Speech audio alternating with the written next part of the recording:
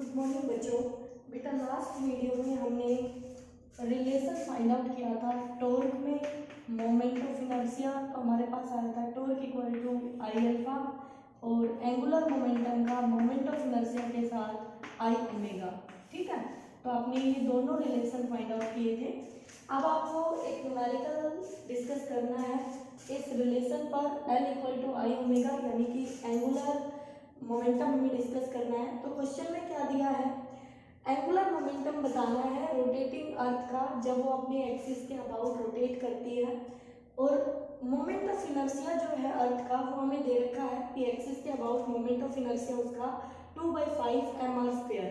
ठीक है, तो बेटा यहाँ पर ध्यान रखना आप लोग कि जो हमने मोमेंट ऑफ इनर्शिया डिस्कस किए हैं और हमने कुछ बॉडीज के लिए moment of inertia find out किया है, इसके अलावा आपकी बुक में एक टेबल की फॉर्म में दिया गया है।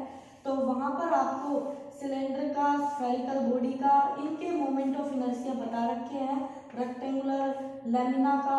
ठीक है बेटा, तो वो आप अपनी बुक से याद कर लेंगे, ज़्यादा नहीं तो कम से कम आप सिलेंडर का और स्फेरिकल बॉडी का और रेक्टेंगुलर लैमिना का जरूर याद कर लें। ठीक है, तो इनके मोमेंट ऑफ इनर्शिया आप अपनी बुक की टेबल से याद कर लेंगे। अब क्वेश्चन पर आ जाइए वापस। यहाँ पर दिया गया है कि मोमेंट ऑफ इनर्शिया, तो आप इसको कैसे करेंगे बच्चों, हमें आई पता है 2/5 mr² बच्चों, और मास ऑफ अर्थ दे रखा है बेटा हमें m equal to 6 × 10⁻24 kilogram, and radius हमें दे रखी है 6400 किलोमीटर। तो इसको हम मीटर बनाएंगे तो 6.4 × 10⁻, अब यहाँ पे बेटा 6.4 किया तो 3 हो जाएंगी और किलोमीटर की 3 पावर वो 10⁻6 मीटर आपके पास आ जाएगी। ठीक है, रेडियस ऑफ दी अर्थ। अब हमें फाइंड आउट करना है, पूछा है यहाँ पर एल, ये आपको एंगुलर मोमेंटम फाइंड आउट करना है। तो बेटा हमें मालूम है कि जो एंगुलर मोमेंटम होता है वो होता है आई इंटू में ओमेगा। ठीक है, अब एंगुलर स्पीड कैसे पता लगाएंगे, तो एंगुलर स्पीड के लिए आप जानते हैं ओमेगा होता है 2π/t, और ये टाइम पीरियड ऑफ अर्थ हो जाएगा कि वो अपना एक चक्कर कितने टाइम में पूरा करती है। तो टाइम पीरियड भी हमें पता है, वो देगा नहीं आपको 24 आवर। ठीक है, तो आप इसको सेकंड में कन्वर्ट कर लें, 24 × 60, ये बन गए मिनट बेटा, क्योंकि एक आवर में 60 मिनट होते हैं और एक मिनट में 60 सेकंड, तो ये हो गया आपके पास टोटल सेकंड। ये टाइम पीरियड आ जाएगा हमारा अर्थ का। तो अब हमारे पास आई भी है, ओमेगा भी है, तो बेटा वैल्यू पुट कर देंगे। आई है हमारा 2/5 mr² इंटू में ओमेगा है 2π/t। हम सभी के वैल्यूज पुट कर लेते हैं। 2/5 इंटू में n की वैल्यू है आपके पास 6 × 10⁻24, r² है 6.4 × 6.4 × 10⁻6, और 6 बेटा 12 हो जाएगी, अपॉन में 5 मैं लिख चुकी हूँ और कुछ नहीं आएगा यहाँ पर। 2π को हम लिख लेंगे 22/7, और टाइम पीरियड है 24, तो मैं यहाँ डिवाइड में ले लेती हूँ इसको 24 × 60 × 60। ठीक है, तो अब बेटा जस्ट हमें इनकी पावर्स को सोल्व करना है और यहाँ से ये आपस में मल्टीप्लाई एंड डिवाइड करना है। ठीक है, तो आप यहाँ से कर सकते हैं इसको, देख लीजिए यहाँ से। अगर हम यहाँ से 0 कैंसिल करें तो ये नीचे हो गई 2 0 आपकी। ठीक है, और ये चला जाएगा 6 को 4 पे, और यहाँ से ये 2 इसको 2 पे, और ये 2 यहाँ से कैंसिल हो जाएगा। तो यहाँ पर आपके पास नीचे बच गया 6 6 और 7 और 5। तो मैं इसको ऐसे लिख लेती हूँ, ऊपर है मेरे पास 64 × 64, ये इनकी डेसिमल हटा दिया तो 100 हो गए बेटा, और इंटू में 22। ओके, ये आ जाएगा आपके पास, यहाँ से ये टर्म्स ले ली हमने, और नीचे है 7 × 5, तो ये इसको आप 35 लिख सकते हैं टोटल, और ये हो जाएगा आपका 60 × 60, तो ये हो गया 3600, ये 3600 बेटा यहाँ आ गया आपका। ठीक है, तो अब बच गई 10 की पावर ओनली, 24 ये है, 12 ये है, तो ये 6 36 ये आपकी पावर हो गई 10 की। तो अब आप इसको सिंप्लीफाई कर ले इजीली से, ठीक है। तो यहाँ से आप इसको कर लेंगे, 2 पे कैंसिल करना चाहें पहले तो ये 4 जीरो आप यहाँ से हटा सकते हैं, ऊपर 4 जीरो कम करेंगे तो मल्टीप्लाई में आ जाएगा आपके पास 32 पावर, क्योंकि 4 पावर आपने कम कर दी है, ठीक है। अब आपके पास 64 इंटू 22, नीचे बचेगा 35 इंटू 36। तो आप चाहो तो इसको 2 से कैंसिल करके कर सकते हैं, ठीक है। तो मैं यहाँ तक छोड़ देती हूँ। तो ये कैलकुलेशन है, आगे फर्दर आप इसको सिंप्लीफाई कर लेंगे बच्चों। तो ये आ जाएगा 35 इंटू में 36, ठीक है। और जो भी आंसर आएगा वो आपका एंगुलर मोमेंटम हो जाएगा इसका। तो ये अप्रोक्सीमेटली इसका जो आंसर आता है वो मैं आपको बता देती हूँ, 7.1315 इंटू 10 की पावर 33। और एंगुलर मोमेंटम की जो यूनिट होती है बेटा, क्योंकि एंगुलर मोमेंटम एल होता है पी इंटू आर और पी होता है एम वी आर। तो एम हो गया किलोग्राम और बी हो गया मीटर पर सेकंड और ये मीटर, तो मैं लिख सकती हूँ मीटर स्क्वायर पर सेकंड। तो ये आपका आंसर आ जाएगा, ठीक है बेटा। तो इस तरह से आप इसके क्वेश्चन कर सकते हैं। किसी बॉडी का एंगुलर मोमेंटम निकालने के लिए हमें उस बॉडी का मोमेंट ऑफ इनर्शिया चाहिएगा। अगर यहाँ पे ये आपको नहीं बताता मोमेंट ऑफ इनर्शिया, देन आपको खुद को याद होना चाहिए था कि मोमेंट ऑफ इनर्शिया क्या होता है अर्थ का अपनी एक्सिस के अबाउट 2/5 mr²। ओके, तो वहाँ पे आपको बुक में दिया हुआ है सॉलिड स्फीयर का भी, होलो स्फीयर का भी मोमेंट ऑफ इनर्शिया उसकी एक्सिस के अबाउट, तो वो पैरामीटर्स आप याद कर लेंगे। ओके बेटा, चलिए आगे देखिए। आगे आता है हमारे पास principle of conservation of angular momentum. Principle of conservation of angular momentum बहुत ही इंपॉर्टेंट टॉपिक है बेटा, ध्यान से पढ़िएगा।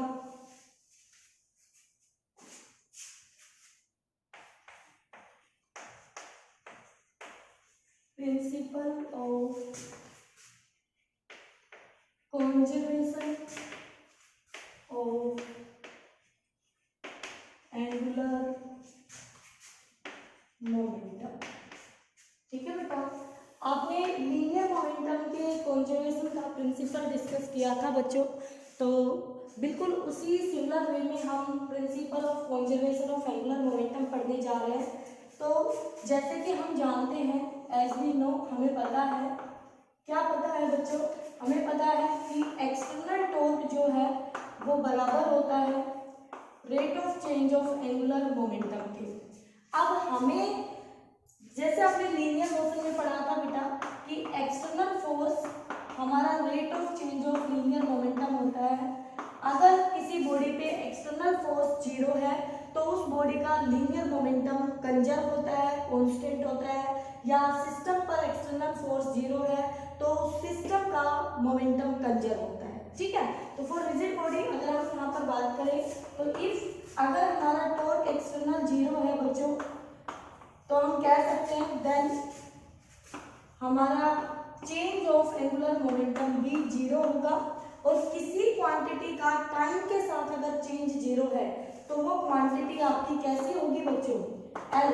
और ये L क्या है हमारा, टोटल है। कैसा है, टोटल है। तो ये L टोटल यानी सिस्टम का वो क्या होगा, कांस्टेंट, सॉरी क्या होगा बच्चों, कांस्टेंट होगा। क्यों, क्योंकि उसका टाइम के साथ चेंज क्या है, 0 है।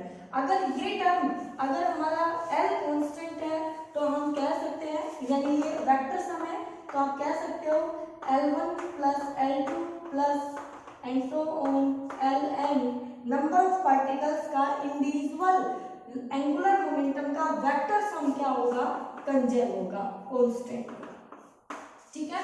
अब इसी कंजर्वेशन से हमें पता है जो L होता है, यानी L हमारा इक्वल टू होता है I इंटू ओमेगा के। और अगर आपका L कांस्टेंट है, ये कब होगा, क्योंकि हमारा टॉर्क क्या है, 0 है। एक्सटर्नल टॉर्क क्या है बच्चों, 0 है। तब हमारा एंगुलर मोमेंटम सिस्टम का क्या है, कंजर्व है। तो हम कह सकते हैं कि I ओमेगा की जो प्रोडक्ट होगी, I इंटू ओमेगा जो है आपका, वो क्या रहेगा, कांस्टेंट रहेगा। अब ध्यान देना यहाँ पर, जब हमारा I इंटू ओमेगा कांस्टेंट है, सेम है, इसका मतलब ये हुआ अगर किसी बॉडी का मोशन के ड्यूरिंग मोमेंट ऑफ इनर्शिया कम हो जाता है तो उसका ओमेगा इंक्रीज कर जाएगा, और अगर मोमेंट ऑफ इनर्शिया इंक्रीज कर रहा है तो ओमेगा डिक्रीज कर जाएगा, क्योंकि ओवरऑल ये क्वांटिटी आपकी क्या रहेगी बेटा, कांस्टेंट रहेगी। क्या रहेगी बच्चों, कांस्टेंट रहेगी। ठीक है, तो इसके जो एग्जांपल्स है या एप्लीकेशंस है आप देख सकते हैं, बहुत ही इंपॉर्टेंट है। तो कौन कौन सी इसकी एप्लीकेशंस है बेटा, ध्यान से सुनिएगा। एप्लीकेशंस पढ़ेंगे कंजर्वेशन ऑफ एंगुलर मोमेंटम की, तो हमारे पास बहुत सारे एग्जांपल है। मैं 3-4 एग्जांपल आपसे डिस्कस करूंगी आपके साथ, बाकी आप अपनी बुक से रीड आउट कर लेंगे, और जो भी आपको डाउट होगा वो मुझसे डिस्कस करेंगे। ठीक है, तो सबसे पहले इसमें कॉमन जो एग्जांपल आता है वो ये आता है कि जब आपके पास, क्योंकि कॉन्सेप्ट है L equal to I omega, और ये हमारा कांस्टेंट है, कब कंडीशन है जब हमारा इफ टो एक्सटर्नल 0, मतलब बॉडी पर बाहर से टोर्क नहीं लग रहा है, तब हमारे उस सिस्टम का एंगुलर मोमेंटम क्या रहेगा, कांस्टेंट रहेगा। ठीक है बेटा, तो सबसे पहले इसमें आप ले सकते हैं कि जो आपके प्लेनेट है जो रिवॉल्व करते हैं प्लेनेट, तो एंगुलर मोमेंटम का एक फॉर्मूला और है mvr। तो आप ये भी ध्यान रख सकते हैं, इसका भी आप फॉर्मूला दिमाग में रखेंगे। mvr कैसे आता है, क्योंकि l होता है p into R, linear momentum into perpendicular distance उस पॉइंट के लिए। ठीक है, तो यहाँ से l इक्वल टू और p होता है mv, तो हम इसको mvr भी लिख सकते हैं। ठीक है, तो अभी ये कहता है कि एक प्लेनेट जब रिवॉल्व करते हैं, तो अगर ये आपका सन है और इसके चारों तरफ ये प्लेनेट है, ये ऐसे रिवॉल्व करता है, तो यहाँ पर कोई प्लेनेट है, तो ये कहता है जब प्लेनेट सन से दूर होगा, दूर, तो ये आर रेडियस ज्यादा हो गई, आर ज्यादा हो गया बेटा, तो यहाँ पर मास तो उसका सेम रहेगा। ठीक है, और इसको कांस्टेंट रहना है, तो जब वो दूर जाएगा तो उसकी स्पीड क्या हो जाएगी, आर बढ़ गया तो उसकी स्पीड कम हो जाएगी, उसकी स्पीड क्या हो गई, कम हो जाएगी। तो जब प्लेनेट आपका सन से दूर है तो उसका v डिक्रीज होगा, और जब वो सन के नजदीक आएगा प्लेनेट आपका रिवॉल्व करता हुआ, तो उसकी v इंक्रीज कर जाएगी, r उसका डिक्रीज कर जाएगा। ठीक है बेटा, तो फर्स्ट एग्जांपल आ जाता है हमारे प्लेनेट का कि रिवॉल्विंग जो आपके प्लेनेट्स होते हैं उनका एंगुलर मोमेंटम कंजर्व रहता है। ठीक है, बाहर से कोई सिस्टम पे कोई टॉर्क नहीं लग रहा है, तो एंगुलर मोमेंटम कांस्टेंट रहेगा। तो वहां पर जब वो प्लेनेट सन से दूर होते हैं तो वो धीरे धीरे आते हैं, और जो वो पास आते हैं तो वो फास्टली स्पीड से चलते हैं। फिर उसके बाद आता है एक्रोबैट, जो सर्कस में आपने देखा होगा, सर्कस, जो सर्कस में कुछ व्हील के ऊपर रोटेटिंग ये व्हील होता है, उसके ऊपर लड़कियां खड़ी होके और आपको बहुत सारे करतब दिखाती है। ठीक है बेटा, तो उसमें क्या करती है वो ध्यान से देखना, उसमें अपने हाथों की उसकी मूवमेंट को समझना।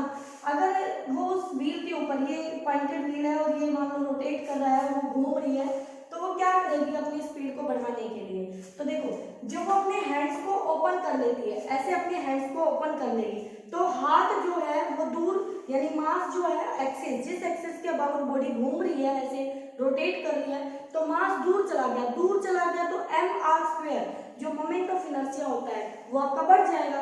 तो moment of inertia I increase कर गया तो ओमेगा डिक्रीज कर जाएगा,